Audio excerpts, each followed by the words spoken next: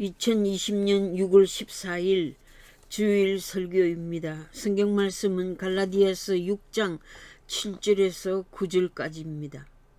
제목은 스스로 속이지 말라.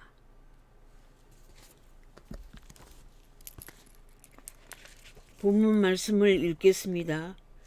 스스로 속이지 말라. 하나님은 업심여김을 받지 아니하시나니 사람이 무엇으로 심든지 그대로 거두리라. 자기의 육체를 위하여 심는 자는 육체로부터 썩어질 것을 거두고 성령을 위하여 심는 자는 성령으로부터 영생을 거두리라.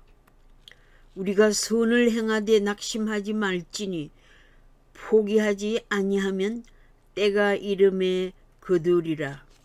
아멘. 사람들이 남을 속이는 일을 너무 많이 합니다.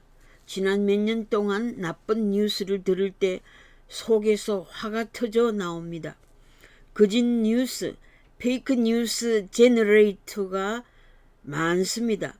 소셜미디어, 유튜브, 페이스북, 다음 카페, 카카오톡, 언론방송이나 TV 채널 등에서 가짜 뉴스를 생산하기도 하며 입과 입, 텔레커뮤니케이션, 전화, 텍스 메시지를 통해 가짜 뉴스를 접할 수 있습니다. 가짜 정보가 난무하므로 식별력과 구별력이 더 필요한 세상이 되었습니다. 지난 5월에 직접적으로 가까운 분들로부터 상처를 받은 일이 있습니다. 그것은 당신이 가짜 뉴스에 빠진 것 같으니 그런 뉴스를 멀리 하라는 충고를 받았습니다. 그 후 확실한 가짜 뉴스 하나를 발견했습니다. 가짜 뉴스인 줄 모르고 메시지를 보낸 적시 나중에 발견한 후 삭제한 일이 있습니다. 그것은 다름 아닌 김정은 사망설 영상이었습니다. 북한의 독재자의 사망설이 애국자들에게는 큰 기쁨의 소식이며 북한 인민을 살릴 수 있는 자유통일을 앞당기는 대한민국의 수건의 소식이라 가까운 사람에게 쇄허했습니다. 몇 초 후에 영상을 저에게 보내준 자로부터 가짜 뉴스라는 메시지가 나왔습니다.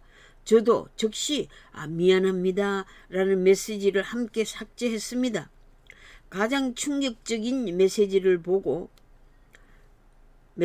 받고 사실 확인을 하기 전 서로 공유하고픈 충동을 일으킨 것이 실수였습니다.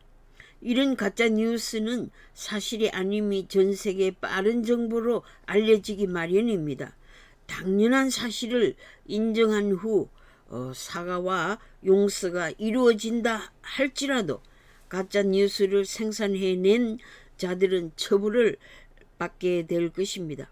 그러나 다른 한편 어떤 사실과 상황을 왜곡하여 편견을 가지고 남을 비난하는 자들이 있습니다.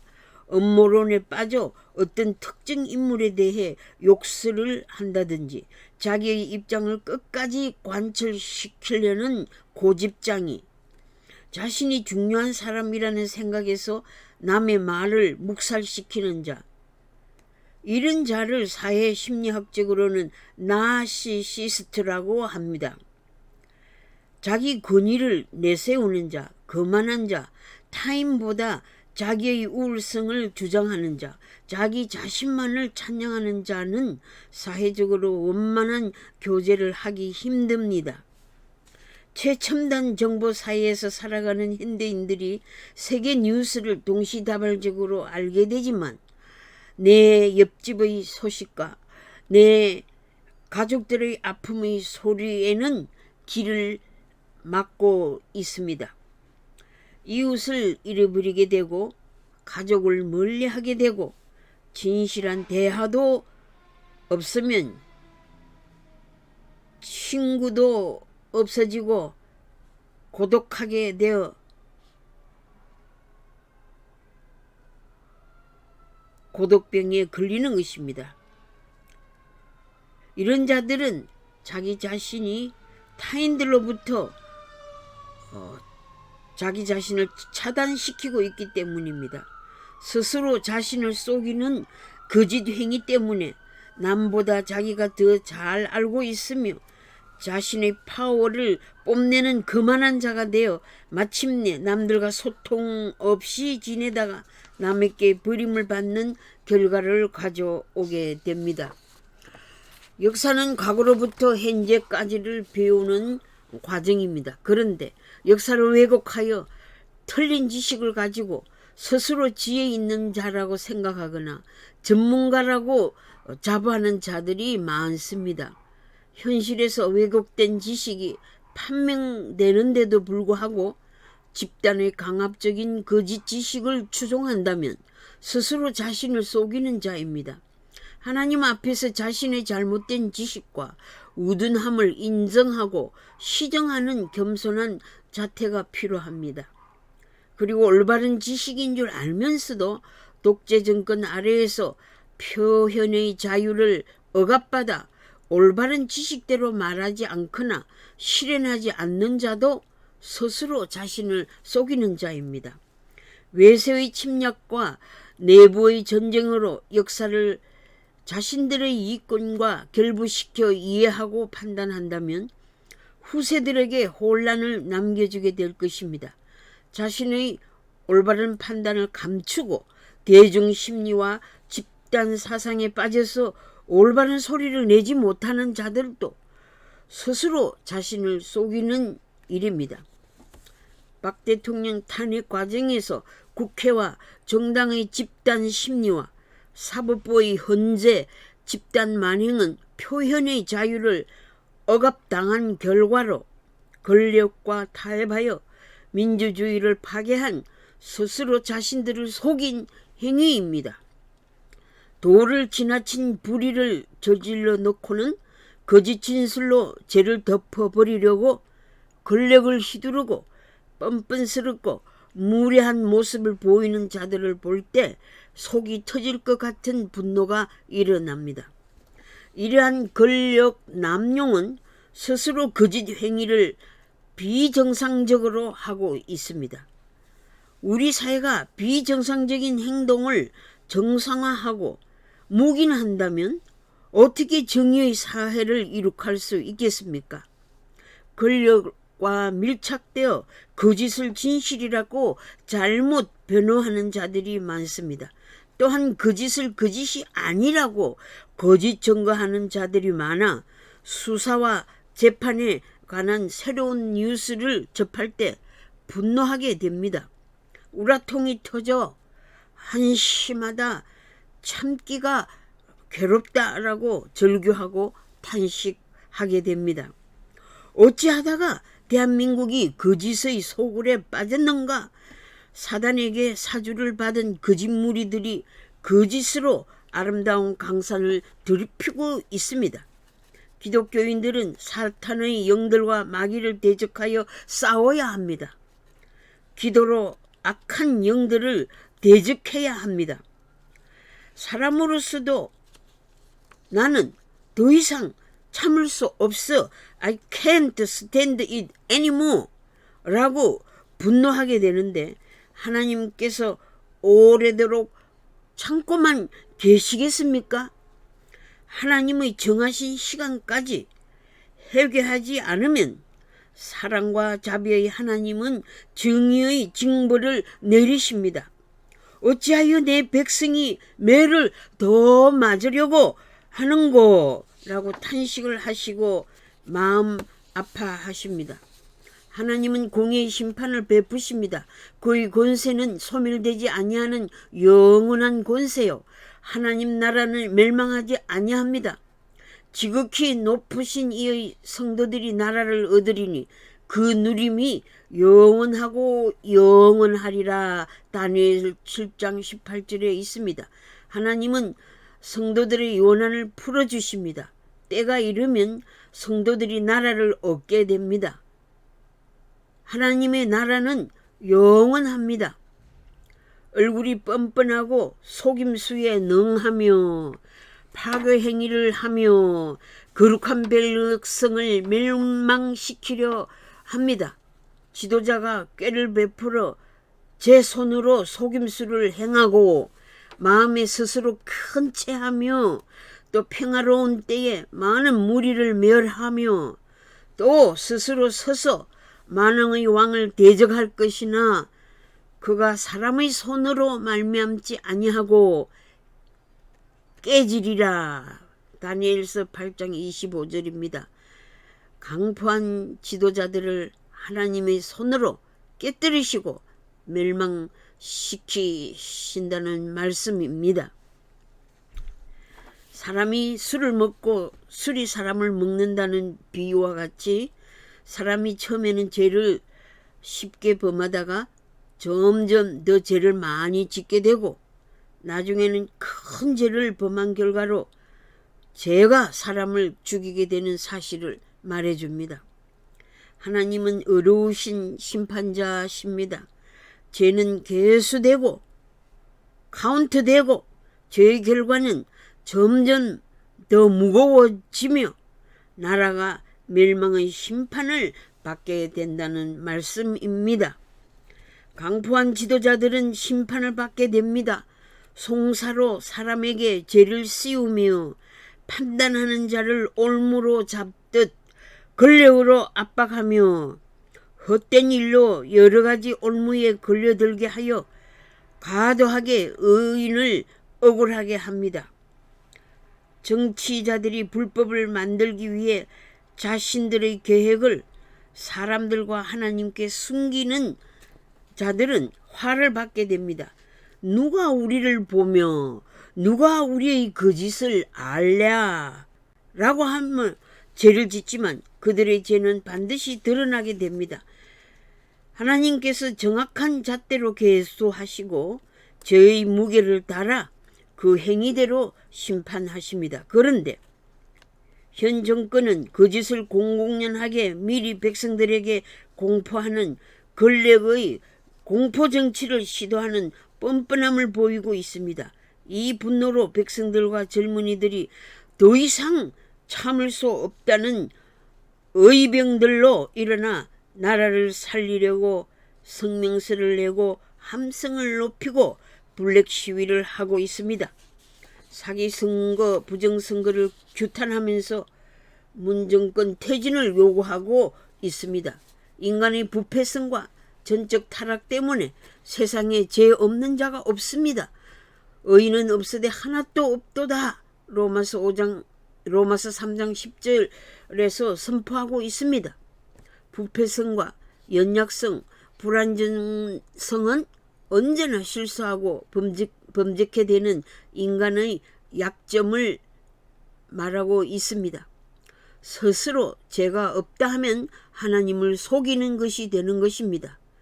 갈라디아서 6장 7절 스스로 속이지 말라. 하나님은 업심여김을 받지 아니하시나니 사람이 무엇으로 심든지 그대로 거두리라고 하셨습니다. 적게 심고 많이 거둘려 하는 것이나 육신의 욕망에 심고 신령한 축복을 거둘려 하는 것은 모두 스스로 속이는 것이요 하나님을 시험하고 우롱하는 것입니다. 하나님을 우습게 여기거나 가볍게 여기는 자들은 회개하십시오. 예수님께서 부활하신 후 40일 동안 지상에 계신 후 성천하셨습니다. 성천하신 후 10일 만에 성령께서 강림하셨습니다. 그래서 오순절을 77절이라고 합니다. 예수님의 죽으심과 부활과 성천이 있은 후 첫 번째로 일어났던 일이 성령의 역사이고 또 이 성령의 역사로 말미암아 교회의 선교 역사가 시작되었습니다. 예루살렘 교회 교인들은 마가의 다락방에 모여서 불안과 공포에 쌓여 있었으나 미래에 대한 희망을 가지고 기도하는 중에 바람과 같은 힘의 실제요 강력한 힘의 상징인 불로서 표현한 성령을 받았습니다. 성령이 임하시면 권능을 받아 예루살렘과 유대와 사마리아와 전 세계에 복음을 전할 수 있는 것입니다. 성령의 다이나믹한 불체험을 통해 불안과 공포로부터 자유하게 되었으며 부활신앙을 가지고 적극적인 자세로 담대한 복음 전파자들이 되었던 것입니다. 성령의 역사는 어느 시대나 어느 민족에게나 필요한 것이지만 오늘날과 같은 격동의 시대의 대한민국에는 강하게 요청됩니다. 요엘서 2장 28절 내가 내 신을 만민에게 부어주리니 너희 자녀들이 장래일을 말할 것이며 너희 늙은이는 꿈을 꾸며 너희 젊은이들은 이상을 볼 것이며 그때 또 내 신으로 남종과 여종에게 부어줄 것이며 라고 하셨습니다. 성령께서 삼천리 반도강산에 임하시면 놀라운 역사가 일어납니다. 사람이 힘으로 할 수 없는 일이 일어납니다. 요한복음 16장 8절에 그가 와서 죄에 대하여 의에 대하여 심판에 대하여 세상을 심판하리라고 하셨습니다. 성령의 역사는 개인적으로는 생활의 변화를 가져오게 하며 국가적으로는 국가의 정체성에 대변혁을 일으켜 주십니다.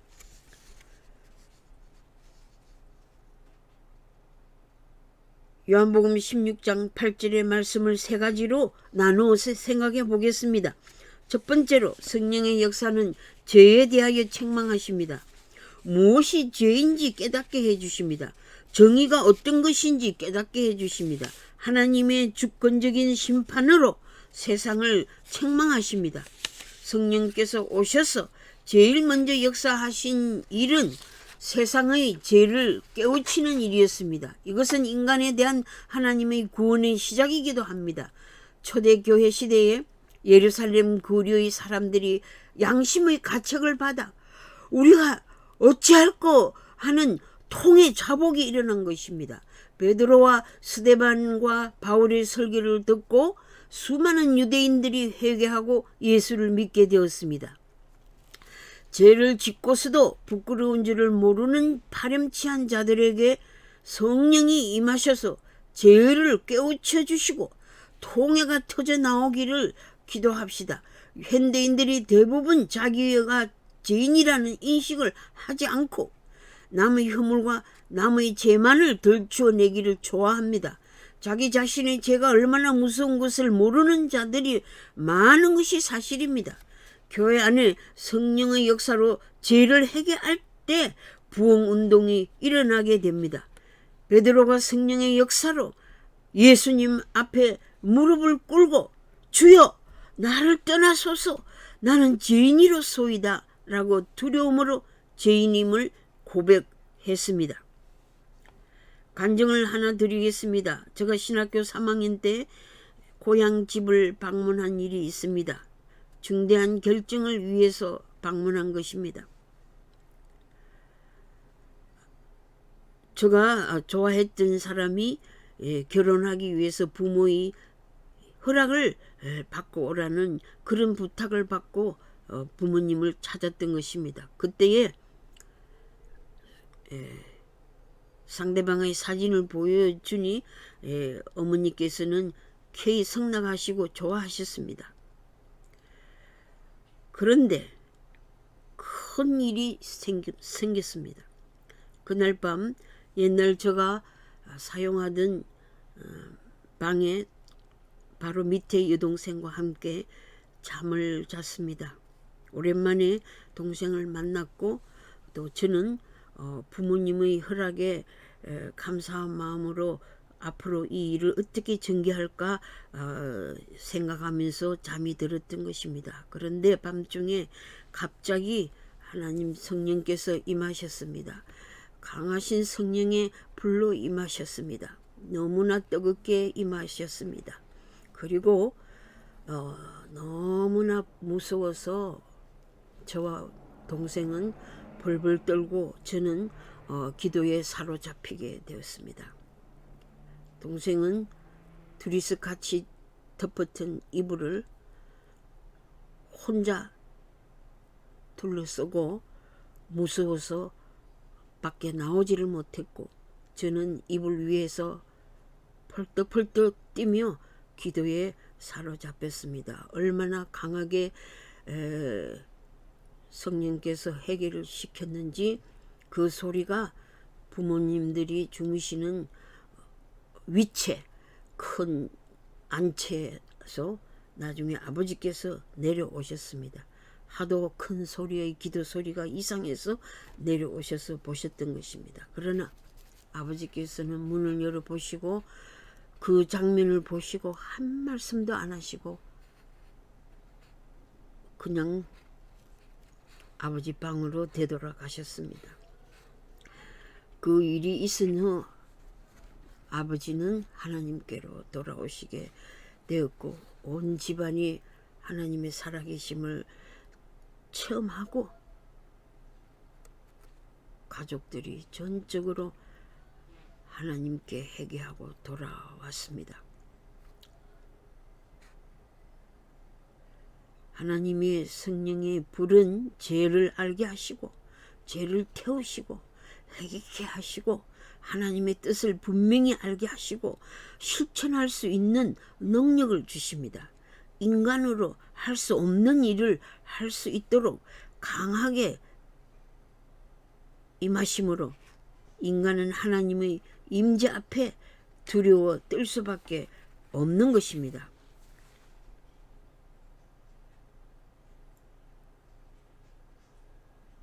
저는 그 여동생에게 신학교를 들어가라고 한 번도 권면하지 않았는데 하나님의 성령의 역사로 신학교를 졸업하고 미국 유학을 마치게 해주셨고 장로교단 부산노회에서 최초 여성 목사로 안수를 받게 해주셨고 지금은 물 좋고 산 좋은 경남 산청에서 예심 양로원 사역을 하고 있습니다.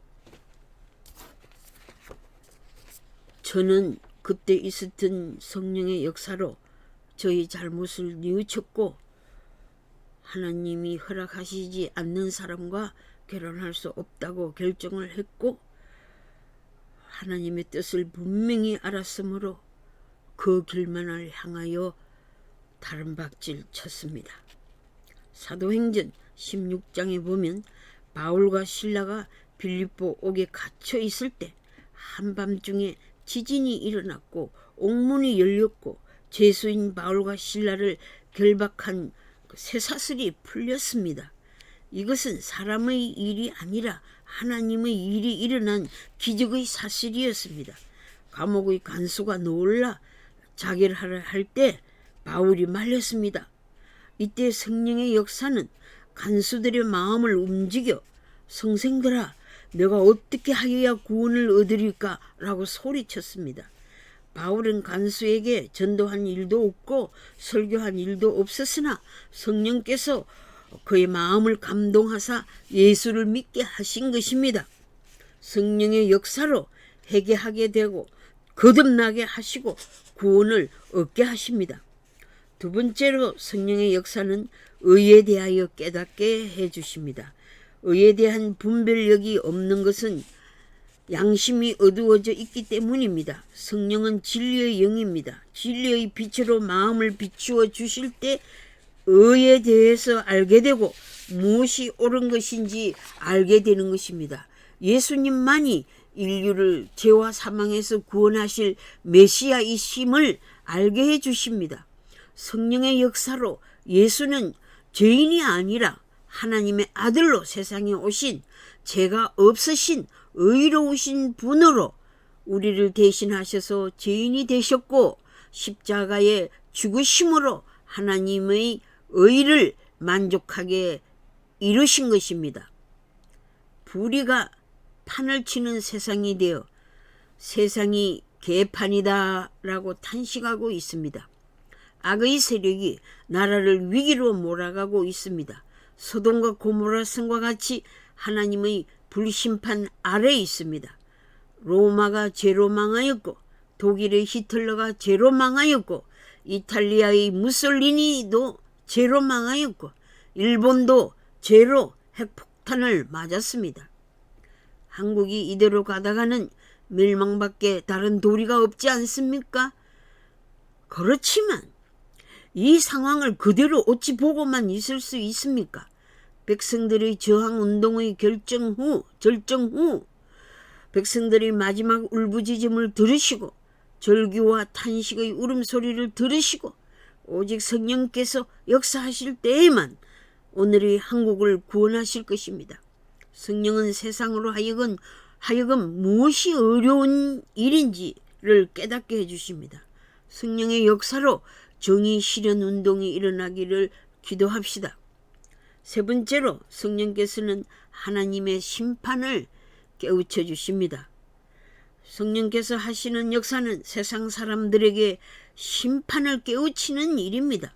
사람들은 이 세상에 심판이 오리라고 생각을 하는 것은 그다지 기분 좋은 일도 아니요, 불행한 예감이 들기 때문에 그런 것을 생각하지 않는 것이 인생을 즐겁게 사는 것인 줄 알고 있습니다.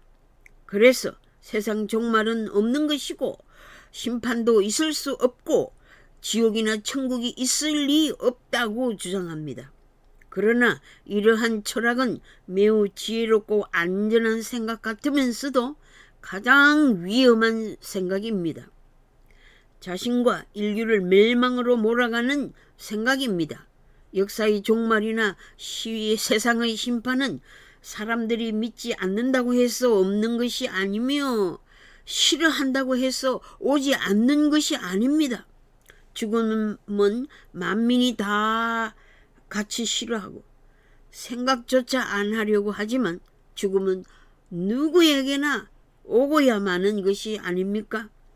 그러므로 인간은 자기 개인의 종말과 역사의 종말이 올 것을 대비하고 심판의 결과에 대해 미리 준비를 갖추는 것이 상책입니다.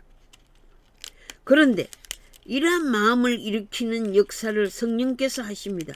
성령의 역사가 없이는 내세를 믿을 수가 없으며 행한 대로 보응하시는 하나님의 심판을 알 수가 없습니다. 요한복음 3장 17절에 하나님이 그 아들을 세상에 보내신 것은 저로 말미암아 세상이 구원을 받게 하심이라고 하셨습니다. 이 말씀은 하나님께서 아들을 세상에 보내신 근본 목적은 심판이 아니라 구원임을 말씀해 주신 것입니다. 누가복음 12장 45절에서 46절까지 만일 그 종이 마음에 생각하기를 주인이 드디어 오리라 하여 노비를 때리며 먹고 마시고 취하게 되면 생각지 않는 날 알지 못하는 시간에 이 종의 주인이 이르러 엄히 때리고 신실치 아니한 자의 받는 법에 처하리니라고 하셨습니다. 이와 같이 성령께서 이 마지막 때를 살고 있는 세대에 절실히 요청됩니다.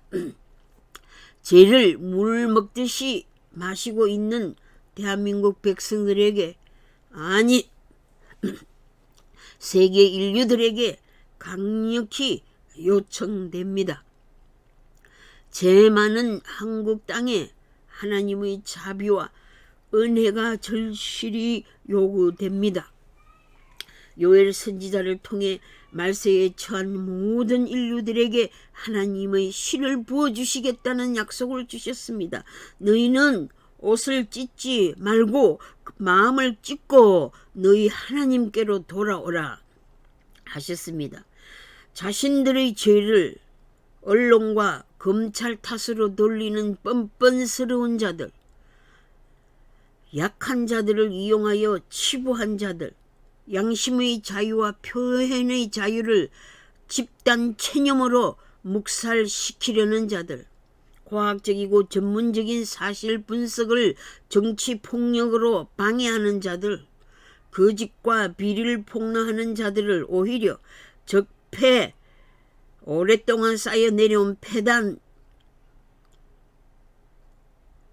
적폐로 몰아가는 자들은 회개하십시오.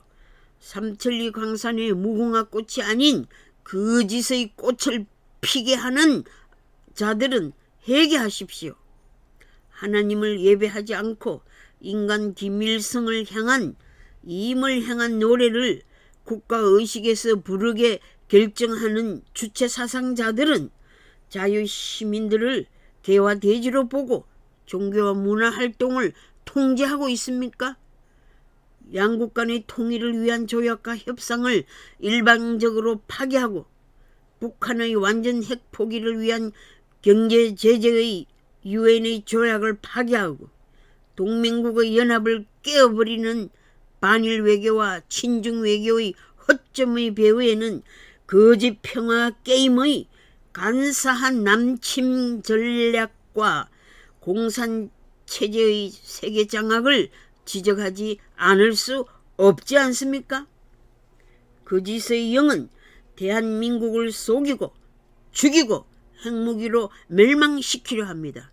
그러나 성령의 역사는 죄를 깨우치시고 어려운 길을 선택하도록 깨우치시며 나라의 멸망을 막아주시며 심판의 결과가 이 땅의 문제로 사라지는 것이 아니라 전 세계의 문제로 혼란을 야기하게 될 것이며 영원한 형벌의 심판을 가져온다는 것을 깨우쳐 주십니다. 결론을 맺겠습니다. 천지는 없어지겠으나 내 말은 없어지지 않으리라고 하시면서 지옥 꺼지지 않는 불에 던지우리라고 하셨습니다. 성령께서는 우리로 하여금 죄와 심판으로부터 벗어나 영생하는 구원을 얻도록 인도하십니다. 대한민국을 구원하시는 길로 안내하시고 계십니다. 성령께서 도와주시려고 하실 때 거절하지 마십시오. 젊은이나 늙은이나 어린아이나 청년이나 모두 성령의 임하심과 능력을 사모해야 합니다. 성령의 강한 역사로 대한민국에 거국적인 회개운동이 일어나기를 바랍니다. 여러분, 바람같이 임하는 역사, 불같이 임하는 역사, 비둘기같이 온유하고 섬세하게 임하는 역사, 부드럽고 세미하고 명백하게 임하시는 하나님의 음성인 살아 역사하시는 말씀의 역사가 이 강산에 충만하기를 바라는 것입니다. 아멘.